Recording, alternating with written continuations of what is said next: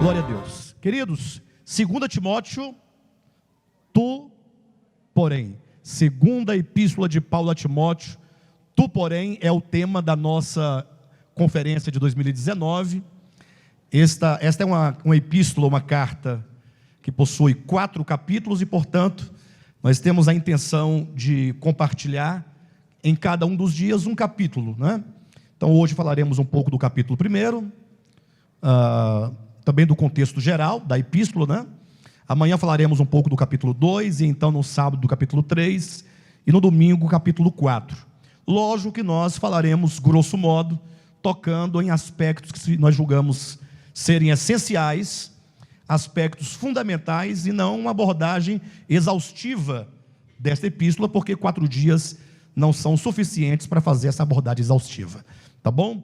Peço que todos vocês voltem agora o coração ao Senhor, que vocês possam absorver cada palavra, tudo o que for dito, que os irmãos abram o coração e peça a Deus que Ele possa falar de um modo pessoal com você.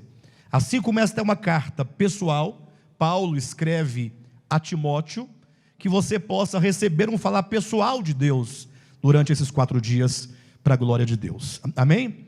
A mensagem de hoje tem por tema: guarda o bom depósito. Leia comigo 2 Timóteo capítulo 1, vamos ler do versículo 6 até o versículo 18. Por esta razão, pois, te admoesto, que reavives o dom de Deus que há em ti, pela imposição das minhas mãos, porque Deus não nos tem dado espírito de covardia, mas de poder, de amor e de moderação. Não te envergonhes, portanto, do testemunho de nosso Senhor, nem do seu encarcerado que sou eu. Pelo contrário, participa comigo dos sofrimentos, a favor do Evangelho, segundo o poder de Deus, que nos salvou e nos chamou com santa vocação, não segundo as nossas obras, mas conforme a sua própria determinação e graça, que nos foi dada em Cristo Jesus, antes dos tempos eternos, e manifestada agora pelo aparecimento de nosso Salvador Cristo Jesus, o qual não só destruiu a morte, como trouxe à luz a vida e a imortalidade mediante o Evangelho, para o qual eu fui designado pregador, apóstolo e mestre, e por isso estou sofrendo estas coisas. Todavia não me envergonho, porque sei em quem tenho crido, e estou certo de que Ele é poderoso para guardar o meu depósito até aquele dia. Mantenha o padrão das sãs palavras que de mim ouviste, com fé e com amor que está em Cristo Jesus. Guarda o bom depósito, mediante o Espírito Santo que habita em nós. Estais ciente de que todos os da Ásia me abandonaram. Dentre eles cito Fígelo e Hermógenes. Conceda ao Senhor misericórdia à casa de Onesíforo, porque muitas vezes me deu ânimo e nunca se envergonhou das minhas algemas. Antes, tendo ele chegado a Roma, me procurou solicitadamente até me encontrar. O Senhor lhe conceda naquele dia achar misericórdia da parte do Senhor, e tu sabes melhor do que eu quantos serviços me prestou ele em Éfeso. Quantos serviços me prestou ele em Éfeso. Queridos, nós estamos diante de uma carta. Das 14 epístolas que Paulo escreveu, esta foi a última de todas as epístolas. 2 Timóteo é uma carta como que um falar final do apóstolo. Ele escreveu para muitas igrejas, escreveu para tratar de muitos assuntos, mas essa carta, 2 Timóteo, por ser a última carta, e por estar situada dentro de um contexto de uma certa gravidade, ela ganha uma importância muito grande, não somente para os dias do apóstolo, mas também ganha uma grande importância para os nossos dias. Se nós entendemos que essa carta, ela tenha sido a última carta do apóstolo, e nesta carta Paulo vai tratar com bastante ênfase acerca dos últimos dias, como seriam os últimos dias. E lógico, quando Paulo fala dos últimos dias, ele se refere aos tempos dele, ali mesmo no primeiro século, mas isso ganha uma projeção para os últimos tempos nos quais nós estamos vivendo. Portanto, antes de nós adentrarmos de modo específico o conteúdo desta epístola, nós precisamos passar pela contextualização e o espírito desta carta. Observe vocês que hoje em dia nós não usamos muito carta, né? Para nos comunicar, porque tem agora as redes sociais, temos uma comunicação muito rápida, mas antigamente, quando a pessoa queria se comunicar com a outra, ela geralmente escrevia uma carta para a pessoa, postava. A outra pessoa, quando recebia a carta, recebia com certa alegria, uma certa avidez e lia, portanto, aquela carta. E a carta é um instrumento de comunicação que certamente traz as palavras que procedem do coração. Quem escreve uma carta e gasta tempo para escrever uma carta para alguém, certamente coloca ali todo o seu coração, coloca naquela carta o seu encargo, coloca a sua visão, e certamente essa carta de Paulo, ela traz no seu conteúdo o espírito de Paulo num tempo de muita crise. Para nós entendermos o espírito da carta de 2 Timóteo, temos que entender algumas coisas que estavam acontecendo naquela ocasião. Primeiro, os irmãos devem saber ou se lembrar de que Paulo, ele foi o apóstolo separado por Deus para pregar o evangelho aos gentios. O apóstolo Paulo, se você olhar capítulo 1 desta epístola, versículo 1 diz: Paulo, apóstolo de Cristo Jesus, pela vontade de Deus, de conformidade com a promessa da vida que está em Cristo Jesus. Então Paulo foi alguém separado por Deus, não somente para pregar o evangelho, como todos os demais apóstolos também o foram, mas sobretudo Paulo foi separado para receber de Deus a revelação do pleno evangelho de Deus. O leitor atento das escrituras, quando lê Mateus, Marcos, Lucas e João, os 4 evangelhos, certamente terá uma noção, talvez um tanto clara, acerca do que é o evangelho de Jesus Cristo. Não terá, todavia, a visão na sua totalidade, porque quando Deus chama o apóstolo Paulo, ele chama e dá a ele uma revelação especial, uma revelação acerca do evangelho na sua plenitude, o evangelho universal, o evangelho pleno de Deus, razão porque não somente em Timóteo, mas também em Romanos, Paulo vai fazer menção a uma expressão, o meu evangelho. Quando ele diz meu evangelho, não quer dizer que ele tinha um evangelho particular, em detrimento aos demais evangelistas, mas que ele havia recebido, não somente o que os demais apóstolos receberam, mas recebeu ainda um tanto mais que os demais não receberam. É tanto que Paulo vai dizer em 2 Coríntios, no capítulo 12, que ele foi arrebatado ao terceiro céu, e também foi arrebatado ao abismo, ou melhor, ao abismo, onde ali então ele ouviu palavras inefáveis, que ao homem não é lícito referir. Ele recebeu grandes revelações, e portanto Paulo, ele foi colocado como que um guardião desse evangelho, porque o primeiro século foi um século marcado por muitos conflitos. Imagine vocês que a igreja ela era recém-nascida, primeiro século, então muitos fariseus, escribas, sacerdotes, os líderes do judaísmo perseguiam a igreja, e não poucos também fariseus e escribas, ao se converterem a Jesus Cristo, levava consigo uma carga de judaísmo, e então logo as igrejas estavam sofrendo uma mistura muito grande, ou seja, o evangelho, conforme o Senhor Jesus entregou aos apóstolos, e sobretudo ao apóstolo Paulo, estava sofrendo um grande perigo de se perder na história. Por isso que Deus colocou Paulo como um apóstolo, um pregador, como um mestre, como um guardião daquela verdade. Paulo, ele funcionava em relação ao evangelho de Deus como que um atalaia. Por isso ele vai dizer em alguns lugares, aqui no capítulo 4 dessa epístola, ele vai dizer: combati o bom combate, completei a carreira e guardei a fé. Esse texto às vezes é muito lido em sepultamento de crente, né? Mas esse texto, embora possa ser lido despretensiosamente num sepultamento, ele tem um outro sentido. Ele não diz respeito ao final de uma carreira, de uma existência humana.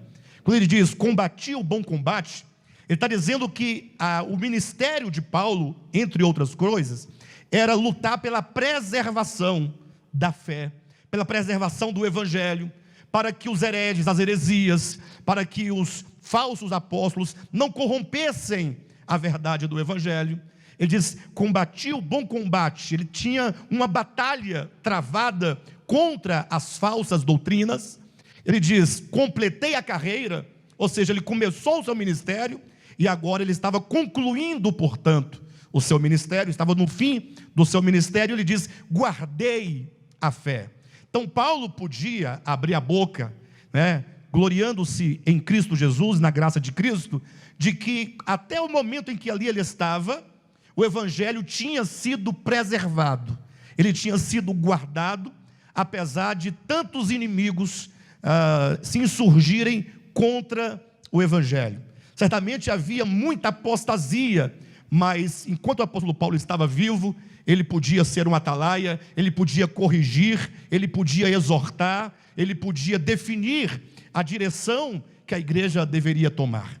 E agora é bom que nós pensemos, sempre fazendo uma relação do tempo de Paulo com os nossos dias, porque se Paulo lutava pela preservação do evangelho, ou se no tempo de Paulo já havia um grave perigo de o evangelho ser corrompido, no primeiro século, agora imagine depois de 2000 anos de história do evangelho, depois de tantas coisas pelas quais a igreja passou.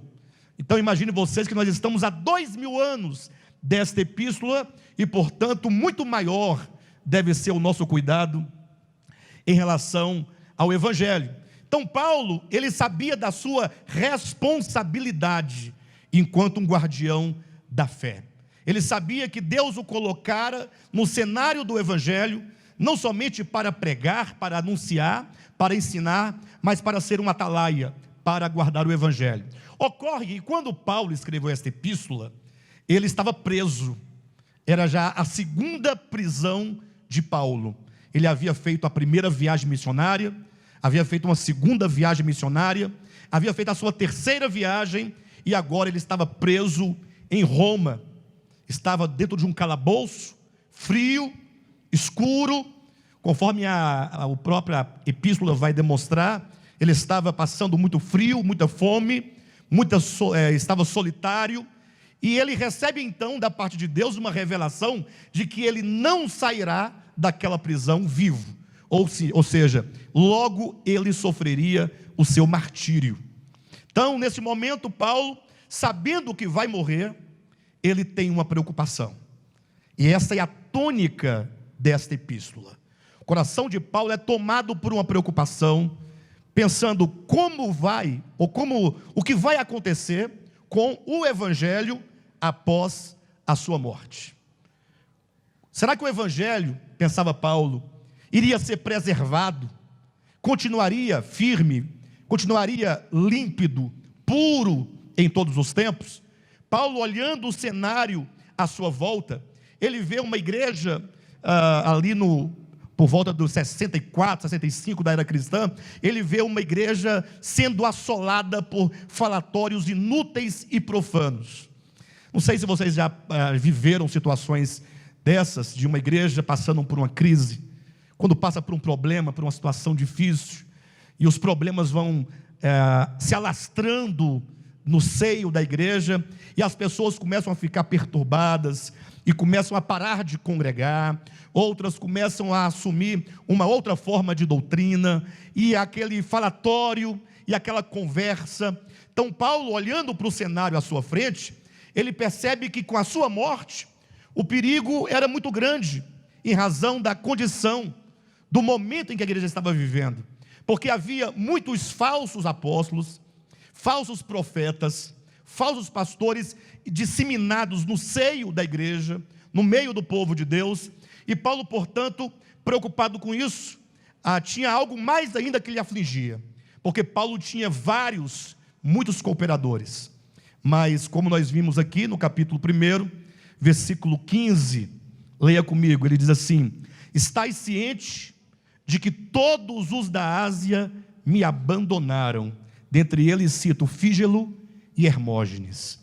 Então, Paulo, naquele momento final, talvez com alguns poucos meses de vida, ele diz: olha, a crise era tão grande por causa da apostasia, por causa da sua morte, e sobretudo por causa do abandono dos seus principais cooperadores. Ou seja, Paulo haveria de morrer e entregaria o encargo de guardar o evangelho nas mãos de quem? Porque os apóstolos, muitos deles estavam em outras regiões. Paulo era o apóstolo dos gentios. Essa área dos gentios todas era cuidada por Paulo, e era exatamente o lugar onde mais tinha problema de disseminação de falsas doutrinas, e os apóstolos e os cooperadores de Paulo o havia abandonado. Paulo, portanto, ele agora está tomado de um sentimento, de uma preocupação, de uma responsabilidade, quando então ele decide escrever a Timóteo. Timóteo foi um dos poucos cooperadores que se manteve firme, sem se desviar, sem abandonar o ministério apostólico. Interessante que quando nós lemos aqui sobre o abandono desses cooperadores do apóstolo Paulo, vamos encontrar pelo menos 3 situações, porque alguns abandonam o apóstolo, abandonam o ministério em tempos de crise. Acompanhe na sua Bíblia, 2 Timóteo, capítulo 4, versículo 10. Diz assim: porque Demas, tendo amado o presente século, me abandonou e se foi para Tessalônica. Crescente foi para a Galácia, Tito para a Dalmácia. E aqui Paulo faz referência a um cooperador chamado Demas. Demas foi um cooperador de Paulo, alguém que acompanhou o apóstolo Paulo, alguém que recebeu do apóstolo Paulo. Paulo, como mestre, ele ensinava os seus cooperadores, como que depositando dentro do coração dos seus cooperadores o que ele chama de o bom depósito. O bom depósito é o evangelho, é a boa notícia, é o próprio Cristo, enquanto a verdade, enquanto o evangelho da nossa salvação. Ocorre, porém, que Paulo disse que, diante daquele quadro, Demas tinha sido um dos que o havia abandonado. E por que Demas abandonou o apóstolo Paulo?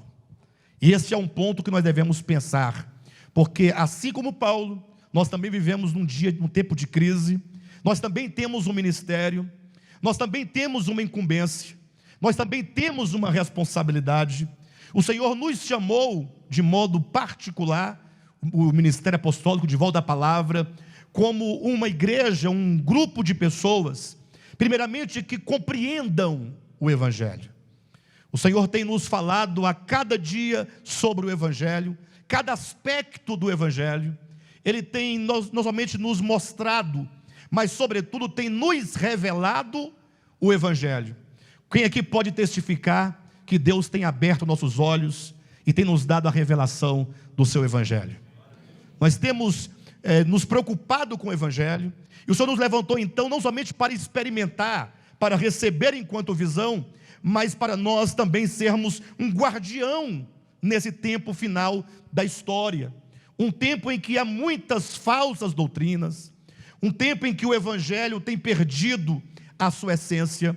O Senhor nos tem chamado, e o Senhor chamou muitas pessoas. Eu olhando aqui, eu poderia citar o nome de várias pessoas, de todos vocês, irmãos daqui do DF, irmãos de fora do DF, e poderia citar também o nome de outros irmãos que não estão mais conosco, mas que passaram um bom tempo conosco, que também ouviram o evangelho, também receberam o evangelho. E aqui Paulo, ele dá ênfase, no primeiro momento, a alguns que abandonam o ministério por motivo de amar o presente século. Nós vamos falar muito, sobretudo amanhã, sobre a questão do amor, o motivo porque a degradação se instaura no seio da igreja, e uma das razões que tira a pessoa do foco do evangelho e da verdade de Deus é o amor pelo presente século, é o amor pelo mundo. Quando falamos sobre o mundo, temos que pensar que não se refere a mundo conforme o cristianismo, sobretudo o movimento pentecostal, afirma ser um mundo, mas o mundo enquanto espírito de oposição a Cristo, é o espírito de oposição ao Evangelho. João, na sua primeira epístola, quando ele fala sobre o mundo, ele coloca o mundo numa relação de oposição ao Pai. Ele diz: aquele que ama o mundo, o amor do Pai não está nele. Ou seja, não amar o mundo significa amar o Pai. Então, todos que amam o Pai, certamente aborrecerão o mundo. E todos, então, que aborrecerem o mundo, amarão o Pai, e assim vice-versa. A grande questão, quando a gente fala sobre amar a Deus, ou amar o mundo, lógico, todos dirão: não, eu amo a Deus. Eu amo a Deus. Se eu perguntasse aqui, quem aqui ama a Deus, ama o Pai, eu tenho certeza que todos levantariam as mãos. O problema é que nós temos que sair da questão conceitual e pensar sobre o significado mais profundo de amar o Pai e amar o mundo. Ou seja, amar o Pai é amar o seu filho. A Bíblia fala: aquele que me ama, ama também o meu Pai, aquele que ama o meu Pai também me ama.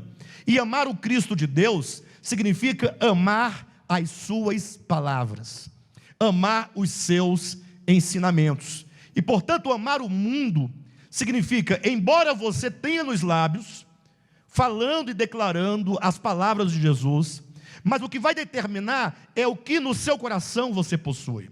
Se você ama qualquer coisa que vai de encontro ao Espírito do Evangelho, se você ama qualquer coisa que vai de encontro ao Espírito de Cristo, mesmo que você não declare com os lábios, você será um amante do mundo. Você certamente será alguém que não conseguirá se manter na linha do Evangelho, porque o amor do mundo te fará se separar dos santos, se separar do ministério, abandonando o ministério para poder viver os prazeres que militam nas nossas próprias carnes. Então nós temos o caso de Demas, que abandonou o ministério por amar o presente século. Há um outro exemplo, quando Paulo fala aqui também nessa segunda carta a Timóteo, capítulo 1, veja os versículos 15 e 16. Ou melhor, capítulo 1, versículo 8, ele diz: não te envergonhes, portanto, do testemunho de nosso Senhor, nem do seu encarcerado que sou eu. Pelo contrário, participa comigo dos sofrimentos a favor do Evangelho, segundo o poder de Deus. Versículo 16. Conceda ao Senhor misericórdia à casa de Onesíforo, porque muitas vezes me deu ânimo e nunca se envergonhou das minhas algemas. Há também, portanto, aqueles que abandonam o ministério porque se envergonham do Evangelho. Envergonhar-se do Evangelho não seria exatamente você ficar tímido, nesse sentido que nós conhecemos, mas você se acovardar diante do Evangelho. Pensem vocês que o Evangelho, ele se constitui num grande desafio para todos aqueles que dizem crer no Evangelho. O Evangelho, ele é um convite à renúncia do nosso eu. Se nós lermos atentamente as palavras de Cristo, os irmãos precisam ler Mateus, Marcos, Lucas e João, e perceber como que constantemente as palavras de Cristo é sempre um convite a uma prática. E certamente essa prática vai determinar uma mudança interior do coração. O Evangelho, portanto, é um convite para uma mudança radical de posicionamento, de mente, de coração, de alma. O Senhor vai estar sempre dizendo: olha, é necessário que nós usemos a misericórdia.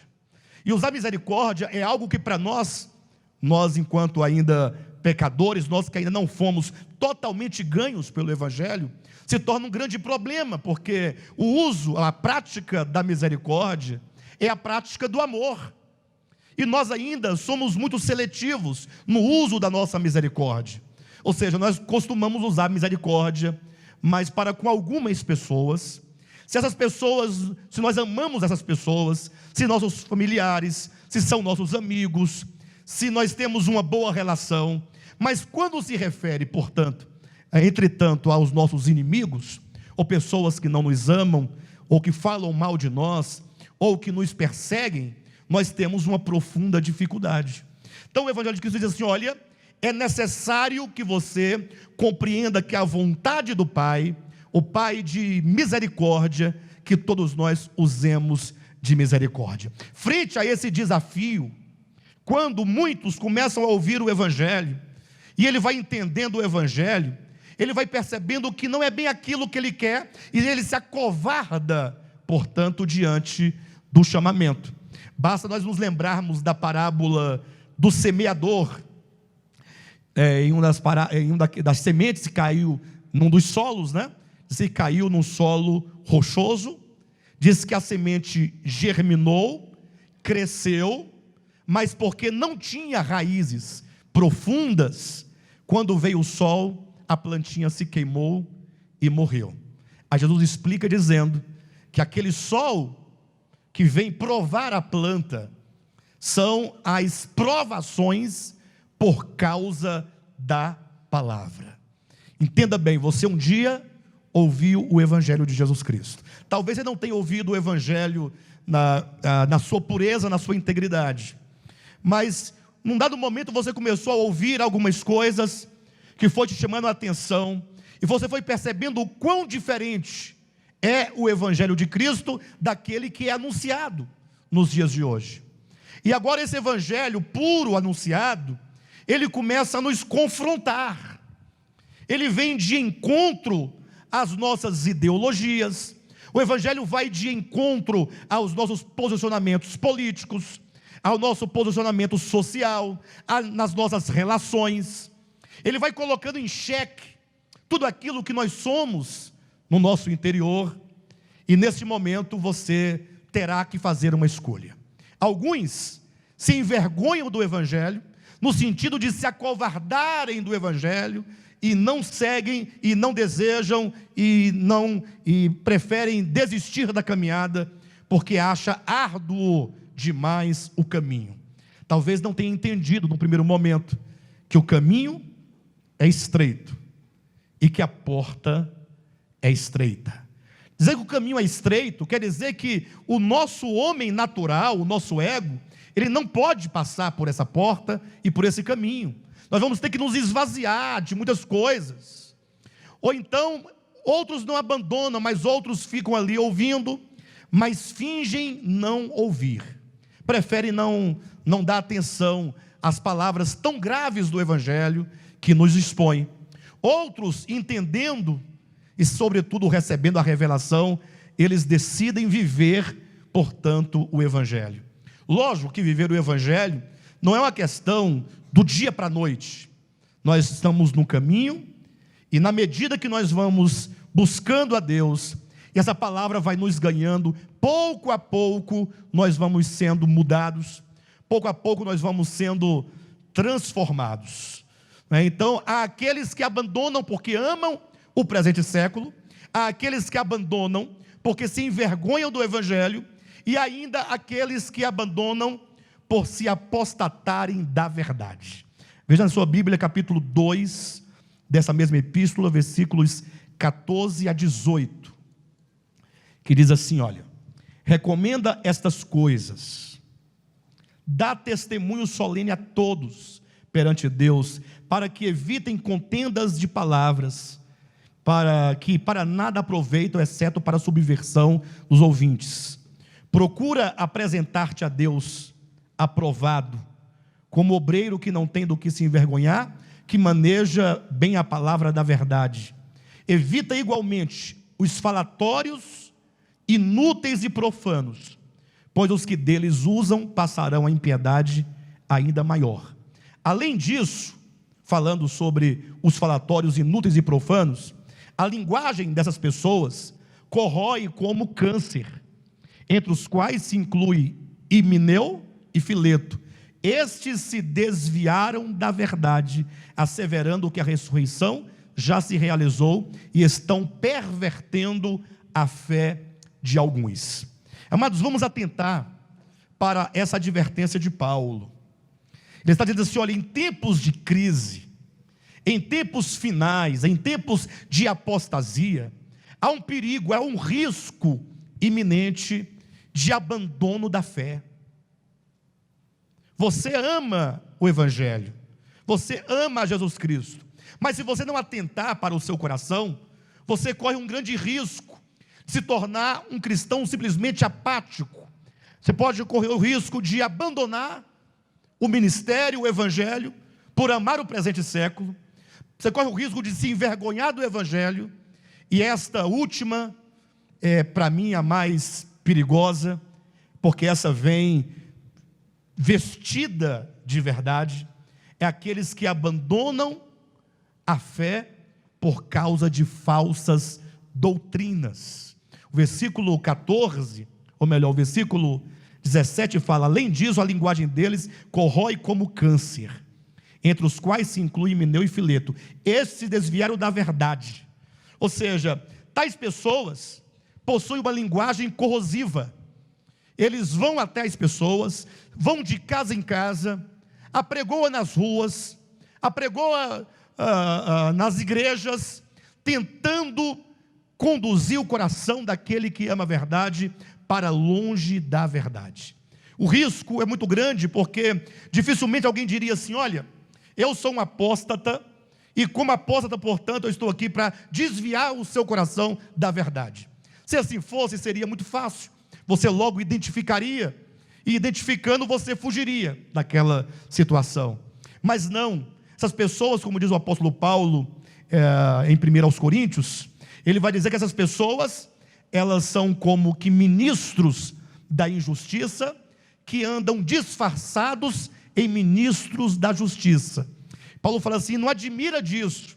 Alguém poderia dizer: mas como pode ser alguém, um ministro da injustiça, vestido de ministro da justiça?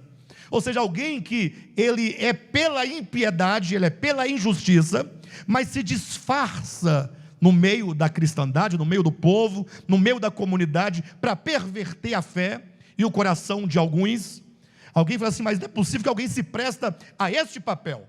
Aí Paulo responde: e não é de se admirar, porque o próprio Satanás, ele se apresenta como anjo de luz, para enganar.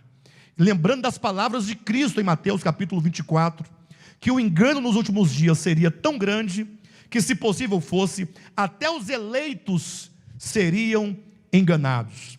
Então é preciso nós entendermos, queridos, que existe a verdade de Deus, que foi anunciada. Esta verdade está concentrada no Evangelho. Toda vez que a Bíblia fala sobre o Evangelho, ela está falando sobre Deus, sobre a vontade de Deus, sobre o projeto de Deus de redenção para a humanidade. Este Evangelho fala sobre o homem, a natureza humana, sobre a condição do homem no pecado, fala sobre o pecado, a solução para o problema do pecado, e qual é o projeto de Deus para o homem na eternidade vindoura.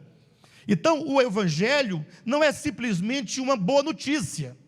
Infelizmente, hoje em dia, quando as pessoas pregam o Evangelho, elas falam assim: olha, Jesus te ama, Ele morreu por você e quer te salvar. Aí você aceita aquele Evangelho, e você então passa agora a pensar que você compreendeu o Evangelho. Mas o Evangelho, ele diz respeito à verdade, a verdade na sua totalidade. O Evangelho não é somente a boa notícia, mas é o próprio Deus em Cristo, com o seu propósito eterno para a humanidade, incluindo todas as situações em que o homem se encontra na sua queda, o problema do pecado, a obra de redenção para nos salvar dos pecados. Que tipo de obra de redenção é esta? A natureza dessa redenção, como ela acontece dentro de nós. E portanto nós temos que estar atentos, porque quando vem o engano, esse engano ele vem pregando esses mesmos pontos. Eles não vêm negando esses pontos diretamente, mas eles vêm falando sobre um exemplo. Eles vão falar assim: olha, a graça de Deus, nós somos salvos pela graça. Isso é uma verdade ou é mentira? Somos salvos pela graça. A graça de Deus é a fonte da nossa salvação. Disso ninguém tem dúvida. Ocorre que no livro de Judas nós vamos encontrar Judas nos advertindo, dizendo que homens perversos e ímpios, nos últimos dias, haveriam de se introduzir com dissimulação no seio da igreja, e eles haveriam de negar a graça de Deus, ou de corromper a graça de Deus, pregando contra o senhorio de Cristo. Em outras palavras, Jesus está dizendo: não existe graça destituída do senhorio de Cristo. Senhorio e graça não são coisas contraditórias. Então o engano, ele vem falando sobre a graça, mas ele vem negando aspectos fundamentais desta graça. O engano, ele vem pregando, por exemplo, a obra de redenção. E eu posso dar um exemplo para todos vocês. Digamos assim, quantos aqui creem que Jesus morreu na cruz pelos nossos pecados? Amém? Essa é uma verdade fundamental do Evangelho.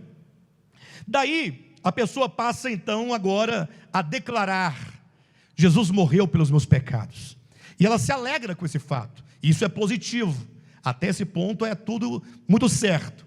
Mas se a história acabar aqui, neste ponto, que Cristo morreu pelos nossos pecados, ponto, nós vamos ter um sério problema. Porque se a verdade não é anunciada na sua totalidade, ela se torna um sofisma. Ou seja, não é que Cristo não tenha morrido pelos nossos pecados, Ele morreu pelos nossos pecados. Entretanto, quando se anuncia que Jesus morreu crucificado, o próprio Cristo disse: ide pregai, pregai o Evangelho para a remissão de pecados. Pregai fazendo discípulos de todas as nações, batizando-as em o nome do Pai, e do Filho, e do Espírito Santo. Então, o Evangelho que anuncia que Cristo morreu pelos nossos pecados, é o Evangelho que diz: se você crer nesse Evangelho, você deve ser batizado. Mas não um mero batismo em água, não é? Pode ser água de uma piscina, do rio, do Jordão, mas o batismo enquanto aquilo que Paulo diz, ser unido em Cristo na sua morte e ressurreição. Ou seja, a morte de Cristo não é uma morte que é dele, somente dele, da qual você não participa. Aquele que crê na morte de Cristo, ele deve se unir a Cristo na sua morte e na sua ressurreição. Por isso que nós devemos atentar, porque o engano, ele vem ora falsificando a verdade, ora ele traz apenas uma faceta da verdade e ocultando outra parte da verdade. Por isso nossos olhos devem estar sempre abertos, devemos nós estar atentos para a questão do Evangelho, para que nós não nos desviemos da verdade. Esse ministério, por exemplo, nós estamos agora no mês de outubro, né? Agora em dezembro nós vamos fazer 20 anos de ministério. Aqui há vários irmãos que nos acompanharam desde o primeiro dia de ministério, há outros que chegaram com 1 ano, depois 2 anos, enfim, e todos vocês sabem da nossa trajetória. A nossa trajetória, ela é determinada primeiramente pela busca da verdade. Você nunca veio a esse ministério para ouvir outra coisa senão o desejo profundo que nós temos de compreender a verdade e de experimentar a verdade. Ocorre que nós, enquanto seres humanos em formação, porque todo homem está em formação, você não está formado completamente. Basta você olhar para a sua própria experiência e você vai ver quantas mudanças se efetuou na sua experiência. Se você olhar, você tem 40 anos de idade, 50 anos, você vai observar quantas mudanças houve ao longo da sua história, em vários níveis da sua vida e da sua experiência. Você não pode dizer que você é o mesmo de 20, 30 anos atrás. Você vai sempre mudando. Essas mudanças, elas são não somente necessárias, mas não tem como você fugir desse crescimento. Ou seja, enquanto você estiver vivo, você estará sofrendo mudanças, e mesmo depois da morte, você continuará a sofrer profundas mudanças. Eu posso afirmar isso categoricamente, uma vez que a Bíblia diz que a vida eterna consiste em conhecer a Deus. Ou seja, a vida eterna vai ser um eterno viver de conhecer e conhecer a Deus. E se você vai conhecendo a Deus, é porque você não o conhecia naquela área que você passou a conhecer. E cada vez que você conhece algo, você vai alterando o seu ser, porque a sua visão muda, muda-se a visão, muda-se o ser. Então, na nossa trajetória de ministério, nós também fomos sofrendo muitas mudanças, mas são mudanças positivas, são mudanças para o aprimoramento da visão, são mudanças para a melhor compreensão desta ou daquela verdade. Então, digamos que há 10 anos, se nós tínhamos uma compreensão acerca do novo nascimento, que é a doutrina fundamental do Evangelho, hoje nós compreendemos muito melhor o que é o novo nascimento do que há 10 anos atrás. Não que nós não cremos mais no novo nascimento, pelo contrário, nós compreendemos melhor na sua totalidade. Então, nessas mudanças de perspectiva da verdade, muitos interpretaram que nós estávamos abrindo mão da verdade. Quantos aqui certamente não ouviu alguém dizer: o bispo Alexandre abandonou as Escrituras, o bispo Alexandre não crê mais na Bíblia? Acreditam nisso? E olha que se nós aqui não cremos na Bíblia, quem é que vai crer?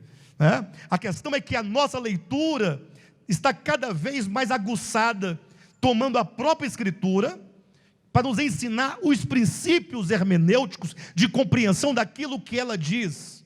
Então muitas pessoas, certamente desprovidas de maior entendimento, ou influenciadas, acabam saindo, acabam se desviando, acabam não permanecendo.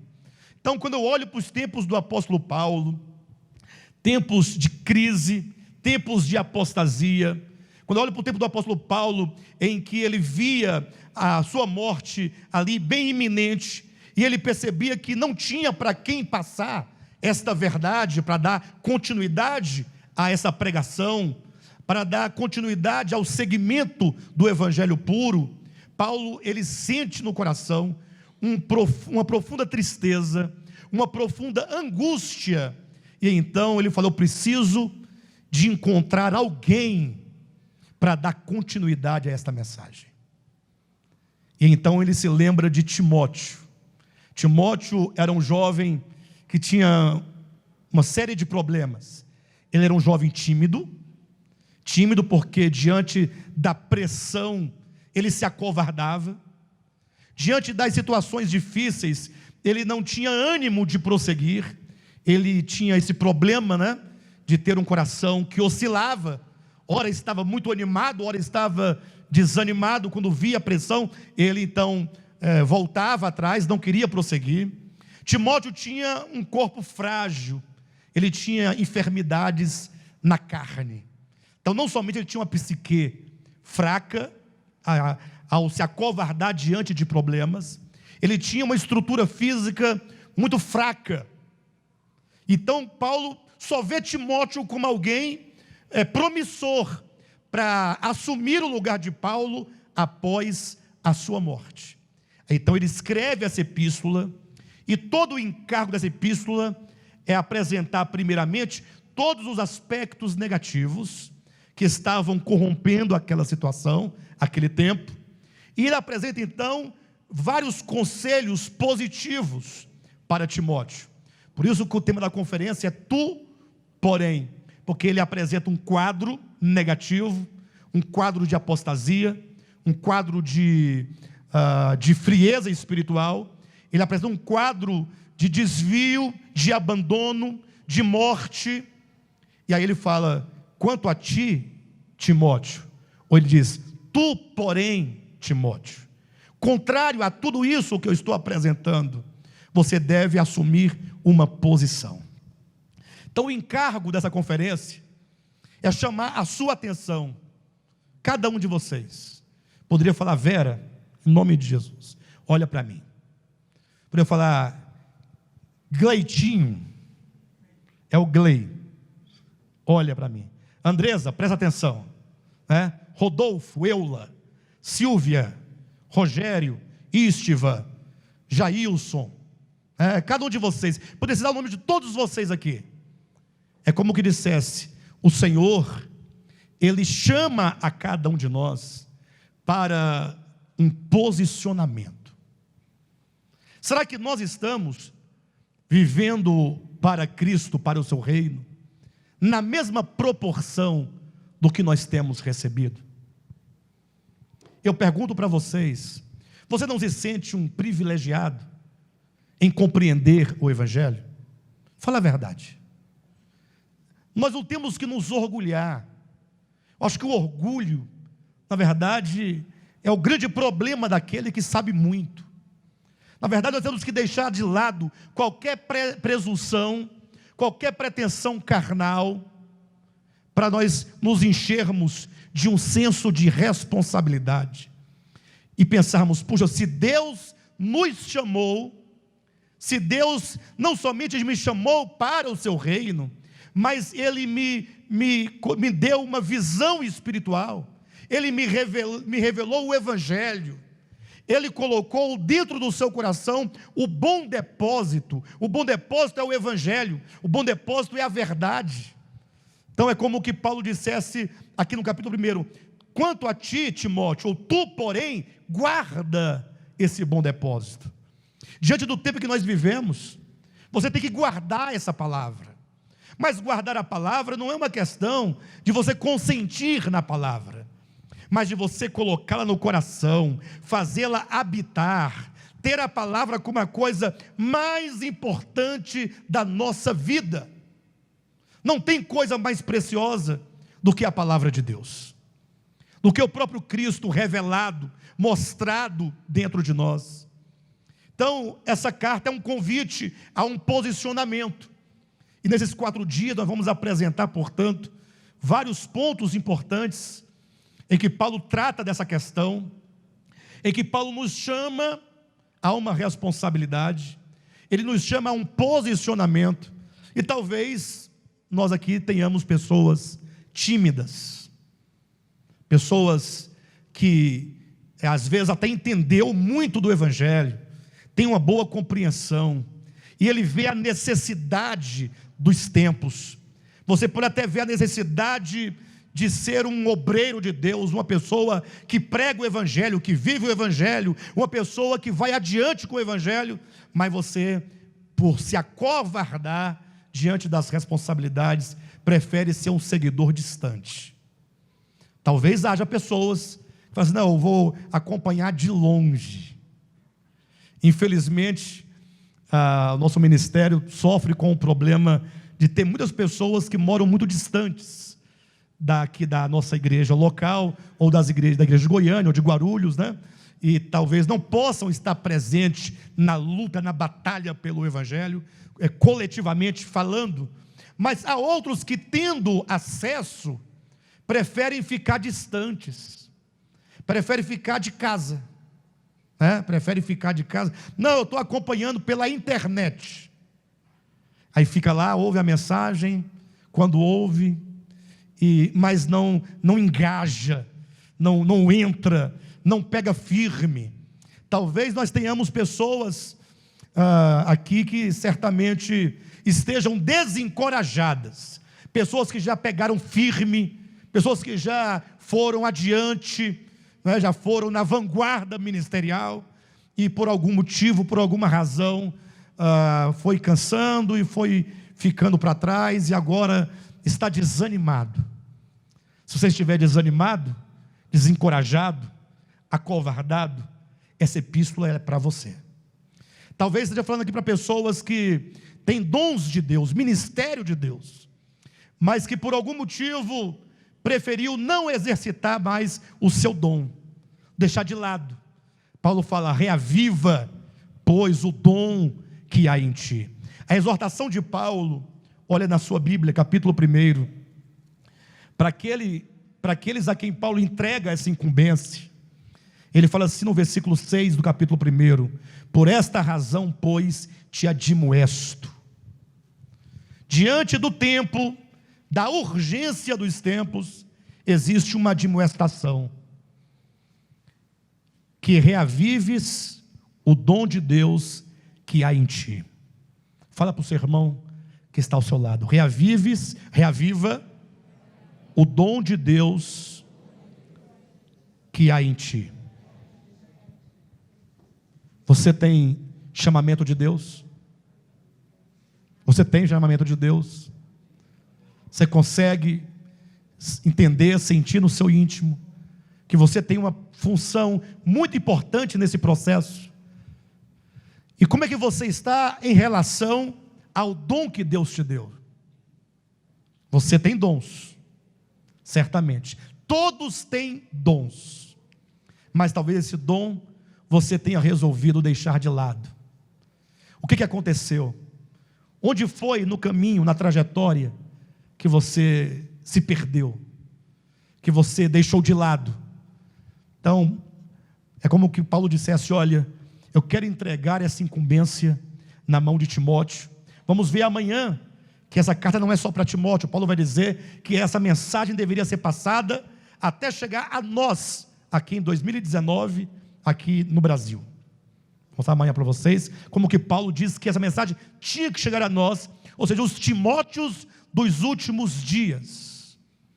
Então ele diz: reaviva o dom de Deus que há em ti. No versículo 7 ele diz: porque Deus não nos tem dado espírito de covardia, mas de poder, de amor e de moderação. E é esse espírito que precisa arder dentro de nós. Nossa oração, nosso desejo é para que até o final dessa conferência, hoje nós trouxemos uma mensagem de introdução, uma mensagem de um panorama, para vocês terem uma noção do que nós vamos falar a partir de amanhã.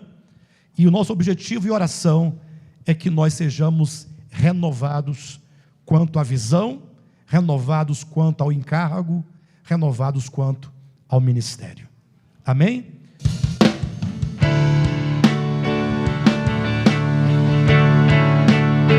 Guarde a palavra.